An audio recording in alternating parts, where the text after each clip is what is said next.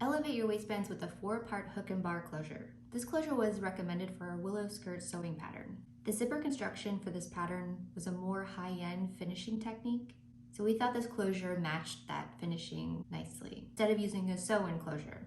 This closure makes any waistband really secure while appearing more professional, as the anchoring of the hardware is hidden inside of the waistband. Keep watching to see how we secured this hardware to the willow skirt waistband.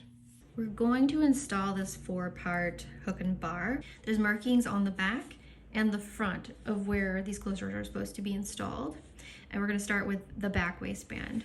The back waistband gets the bar, and this long rectangular piece is what goes on the inside of the waistband with the bar piece. So depending on what your fabric is, I don't need to do it. I don't feel I need to do it on this fabric with this waistband. If you have something really thin, you might want to incorporate, cut out like a little square of something, either interfacing or thick fabric, and place it behind where your closures are going to poke through on the inside of the garment. But I, don't need to do that here. So all we're doing is simply poking through one side of the fabric. You can see, oops. Make sure you're only going through that single layer. And this rectangular bar piece, slide through those fangs, I'm gonna call them.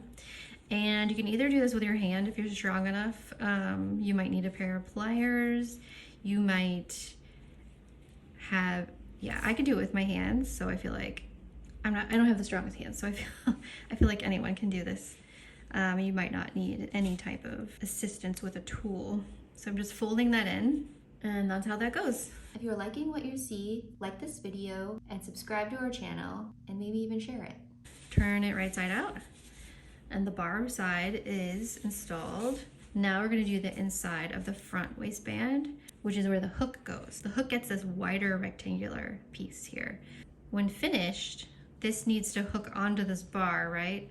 So this is how you're gonna know the orientation of the bar before we go installing it into the front waistband. So we know the orientation at which it needs to be, so I'm just gonna line those points up with my markings. Flip it wrong side out.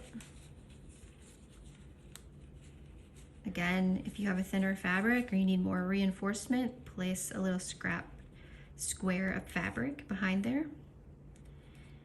And this wider rectangular piece is gonna slide in place.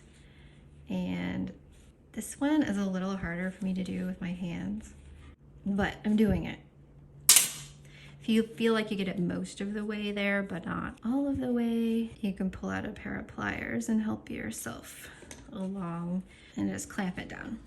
This is what the bar side looks like, and place them together, make sure they line up, make sure the tops of the waistbands are lining up with one another and we don't have something like wonky, And then you're done with the waistband. Visit us at openstudiopatterns.com and check out our sewing patterns, find other tutorials, and maybe even get inspired.